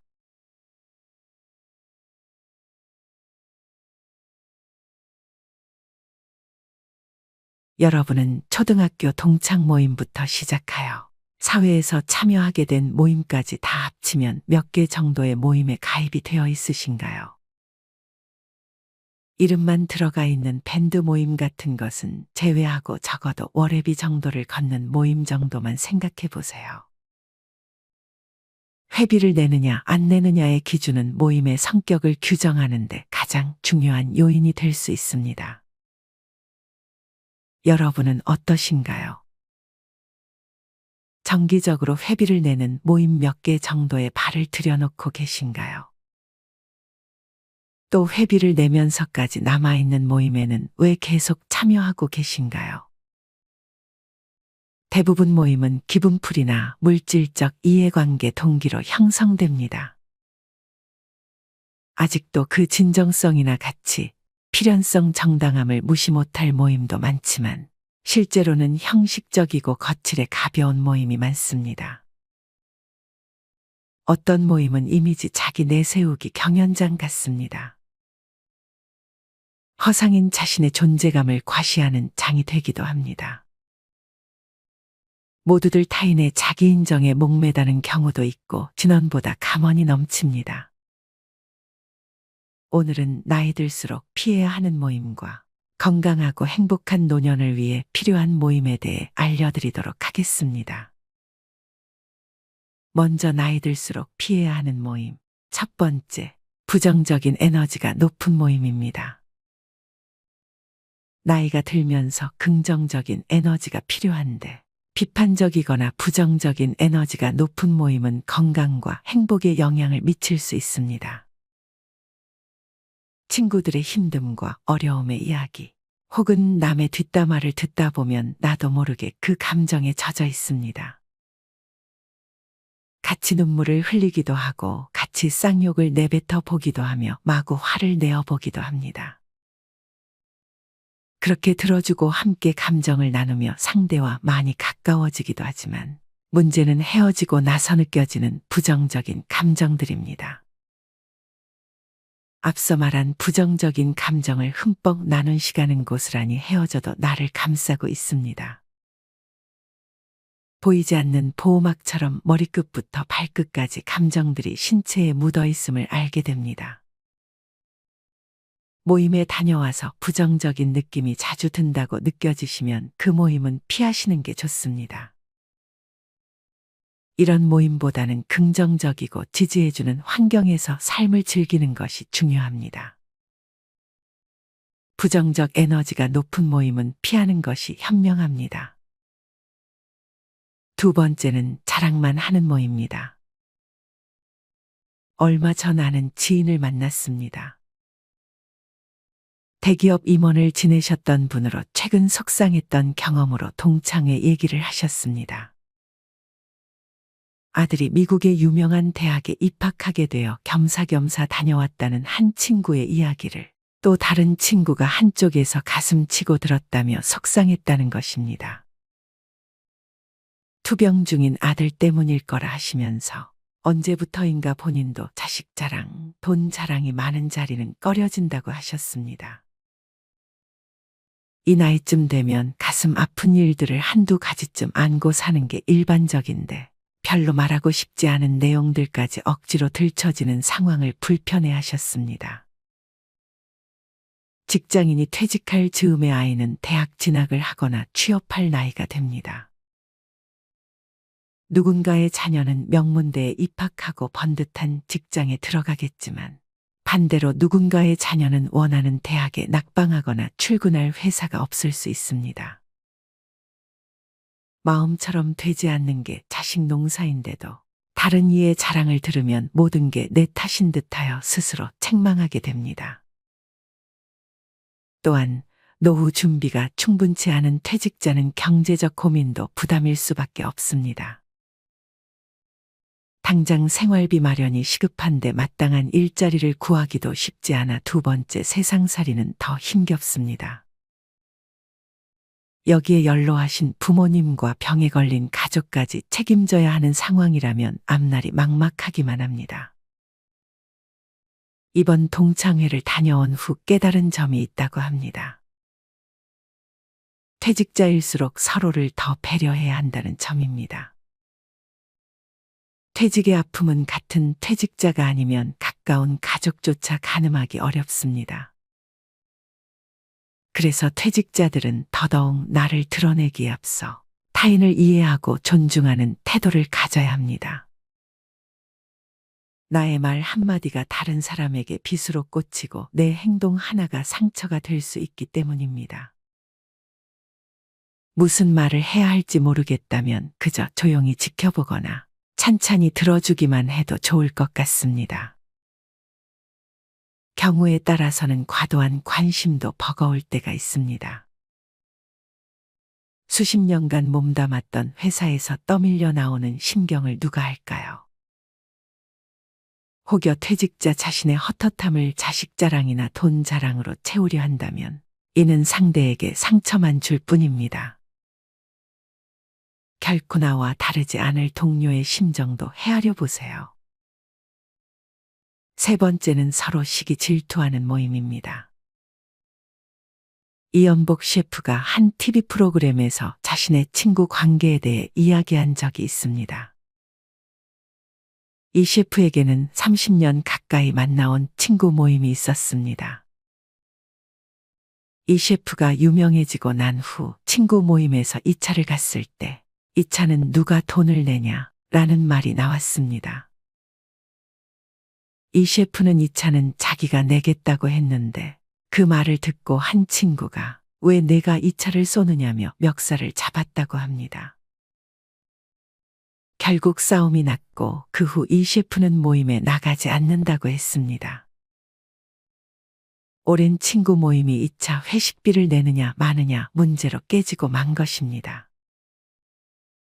하지만 2차 회식비를 누가 내느냐가 진짜 원인은 아닙니다. 이 셰프가 유명해진 것에 대한 시기 질투가 진짜 문제였습니다. 친구 모임에서 왜 내가 돈을 다 내느냐고 따지는 건 그 사람에게 시기나 질투, 콤플렉스가 있다는 방증입니다. 회식비를 반 낸다 해도 문제고 다 낸다 해도 문제입니다. 그럼 n분의 1로 나눠내면 문제가 없을까? 그것도 아닙니다. 성공의 돈도 벌었는데 친구들에게 한턱을 내지 않는 쫀쫀하고 야박하며 베풀 줄 모르는 이기적인 친구가 돼버립니다. 이런 사람들은 욕을 피할 수 있는 방법이 없습니다. 뭘 해도 비난받습니다. 그래서 결국 성공한 사람은 모임에 더는 나가지 않게 됩니다. 모임에 나가지 않는다고 욕을 안 먹는 건 아닙니다. 성공하기 전에는 모임에 나갔는데 성공한 다음부터 나가지 않으면 옛날에는 안 그랬는데 이제는 변했어 라며 비난받습니다. 결국 뭘 해도 욕을 먹습니다. 모든 친구가 다 이렇게 시기 질투의 감정으로 성공한 사람, 돈을 많이 번 사람을 비난하는 건 아닙니다. 시기 질투의 감정으로 말을 내뱉는 이는 소수입니다. 하지만 10명 중 1명 정도는 그럽니다. 비록 1명이지만 그 1명이 모임에서 이런 말을 하면 그 다음부터는 모임에 나가기가 두렵습니다. 그런 친구가 1명이라도 있으면 그 모임에 더는 나갈 수가 없습니다. 소위 성공한 후 모임에 나가지 못하는 사람이 이 셰프만은 아닙니다. 정말 많은 사람이 사회적으로 명성과 부를 얻은 후 과거 인연이 끊기고 맙니다. 밥값을 누가 내느냐, 얼마나 내느냐의 문제로 인간관계가 꼬인다는 건 참 우스운 일입니다. 그런데 친구 관계, 지인과 관계에서는 이게 참 중요합니다. 만나서 이야기만 하고 헤어지면 웬만한 경우가 아닌 한 사이가 틀어질 일이 없습니다. 하지만 만나서 이야기하다 보면 필연적으로 차값, 밥값, 술값 등을 지출해야 합니다. 이걸 어떻게 누가 부담하느냐에 따라 친구 관계가 영향을 받습니다. 어쨌든 이런 문제로 성공한 사람, 돈을 번 사람은 자신의 옛 모습을 잘 아는 친구들, 즉 자기가 잘 나가기 전, 성공하기 전부터 알고 지낸 친구들 모임에 나가기가 힘듭니다. 업무와 관계없이 순수한 인간관계를 이어나갈 수 있는 좋은 모임이라 해도 소위 성공했다는 사람은 나가기가 어렵습니다. 성공한 후 사람이 변해서 모임에 나가지 않는 게 아닙니다. 모임에서 상처를 받아 다음부터는 안 나가게 된다는 게 좀 더 정확한 답입니다. 이렇게 나이 들수록 피해야 하는 모임에 대해 알아봤습니다. 모임을 아예 나가지 말라는 게 아닙니다. 어떤 모임이든 장단점을 가지고 있습니다. 사람과의 소통이 이루어지는 공동체는 그만큼 제약되는 부분과 허용되는 부분으로 어느 정도 나눠지는 것 같습니다.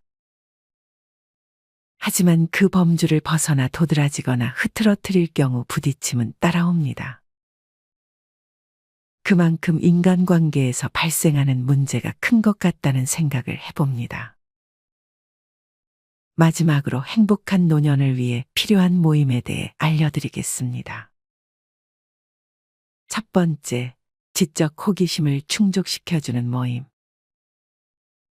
지적 호기심을 충족시키는 모임은 노년에도 능동적인 두뇌 활동을 유도하며 지적인 만족을 가져다 줄 수 있습니다.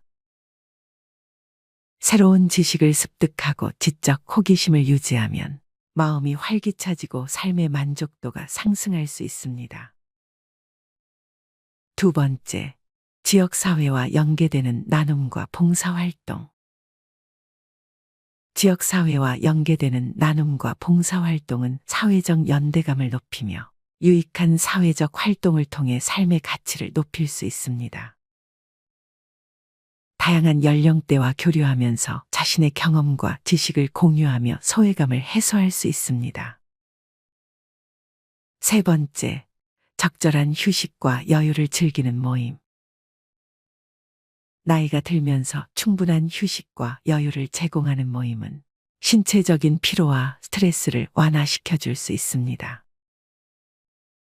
또한 자연과 소통하며 휴식을 취하는 모임은 건강을 유지하며 심신을 안정시켜 줄 수 있습니다.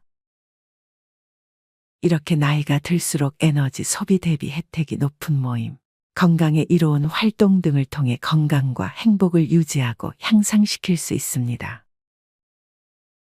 스트레스 받는 모임보다는 자기 케어를 중시하며 긍정적인 활동을 통해 노년을 더욱 풍요롭게 만들어 나가세요. 나의 행복은 내가 직접 찾아나가야 행복한 노년을 위한 새로운 여정이 시작됩니다.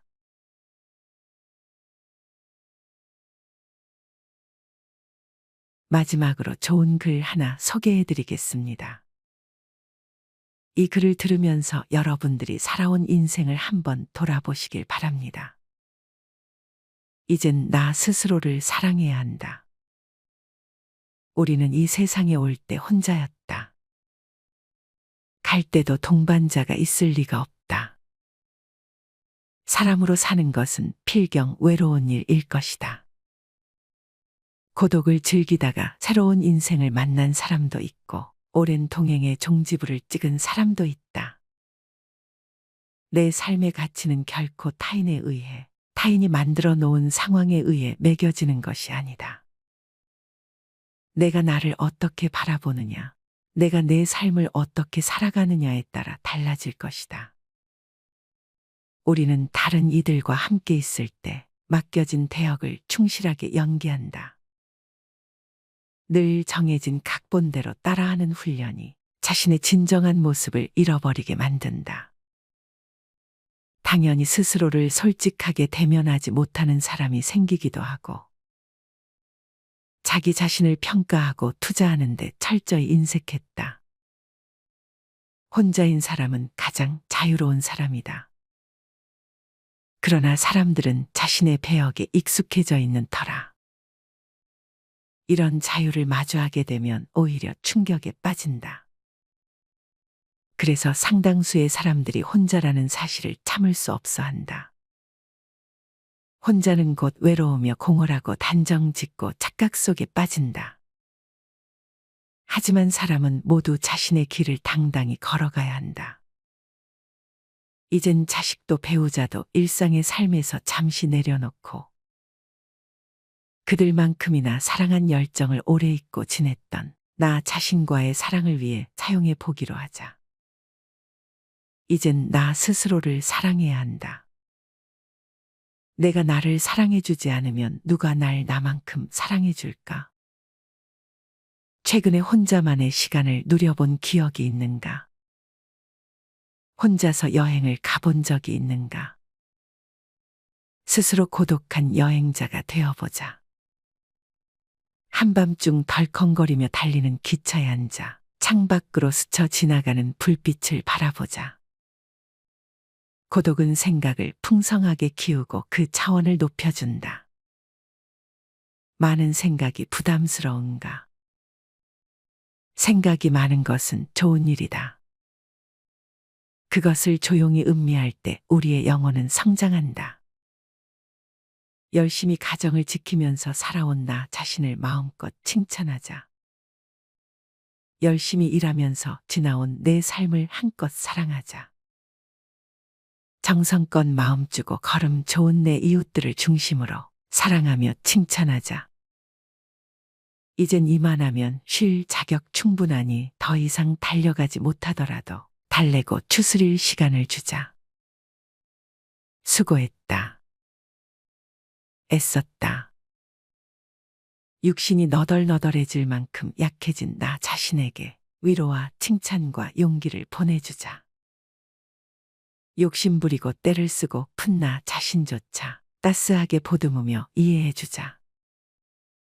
잠시 거울 속에 내 얼굴을 정면으로 쳐다보자. 노화를 느낀 언젠가부터 자세히 보기 싫어진 내 얼굴이지만 오늘은 거울 속에 내 얼굴을 정면으로 뚫어져라 바라보자. 10년 전, 20년 전, 30년 전 사진의 내 얼굴을 생각하며 구석구석 찬찬히 현재의 내 모습을 바라보자. 저렇게 늙어가는구나. 나는 우울하고 안쓰러운 마음이 들 것이다. 그 얼굴에는 굴곡의 세월과 기쁨, 서러움의 시간이 묻어 있고 사랑과 이별과 망각의 시간들이 묻어 있다. 내 얼굴이지만 수많은 세월 동안 진지한 대화 한 번 없이 남의 물건처럼 방치해둔 내 모습이다. 언제 이렇게 수많은 주름살이 얼굴을 도배했을까? 언제 이렇게 떨어진 꽃잎의 색깔처럼 피부는 갈색 침전이 되었을까? 한때는 거울 속의 저 얼굴에도 신혼의 싱그러움이 있었다. 애들 초등학교 입학식 때 희망에 찬 젊은 부모의 기계가 있었을 것이다.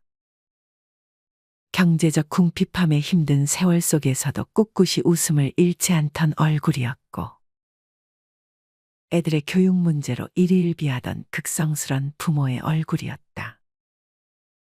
갑자기 먼 길 떠나는 부모님과의 영원한 이별을 회한의 눈물로 보내드린 얼굴이었고, 지금은 당시 부모님의 얼굴로 쓸쓸히 거울 속에 있다. 낯설게 변해버린 굳은 무표정의 얼굴에게 이젠 진정으로 좋은 표정을 선물해주자. 지난 세월 근심과 걱정 속에서 찌들어간 내 얼굴에게 앞으로는 웃음과 희망을 전해주고 더 이상 주름살은 남겨주지 않도록 노력하자. 열심히 살아온 내 얼굴에게 그동안 너무 고마웠다고 말해주자. 수십 년을 동고동락해준 내 얼굴에게, 지구상에 오직 하나뿐인 내 얼굴에게 남은 시간은 우리들만을 위해 바치겠노라고 약속하자. 생각은 말이 되고 말은 행동이 되며, 행동은 습관이 되고 습관은 삶의 변화를 준다. 어떤 생각을 하느냐에 따라 인생이 달라진다. 내가 나를 사랑하지 않으면 남들 또한 나를 사랑해주지 않을 것이다. 첫 번째, 내가 제일 좋아했던 취미 생활을 시작하자. 두 번째, 내가 진짜 가보고 싶은 여행지로 훌쩍 떠나자. 세 번째, 신발은 지금까지 신었던 가격보다 좀 비싼 걸로 투자하자. 네 번째, 마음을 터놓을 수 있는 친구에게 당장 전화해보자. 다섯 번째, 아직 용서해주지 않았던 사람이 있다면 가슴을 열고 용서해주자. 그러면 내가 편해진다. 여섯 번째, 거리가 멀더라도 맛집으로 이름난 식당을 찾아 나 자신에게 음식 선물을 해주자. 일곱 번째, 매일 아침 눈을 뜨는 순간 나는 사랑받기 위해 태어난 사람이고 지금 이 순간이 가장 행복한 사람이라고 외치자. 이 글을 읽은 모든 사람이 과거에 어떻게 살았던 지금 당장부터 행복했으면 한다. 거울 속의 낯선 나를 이젠 진정 사랑하는 대상으로 친하게 지내며 먼 훗날 영원한 안식 여행을 떠날 때 너와 나 우리는 행복한 삶을 살았다고 말할 수 있었으면 얼마나 좋을까.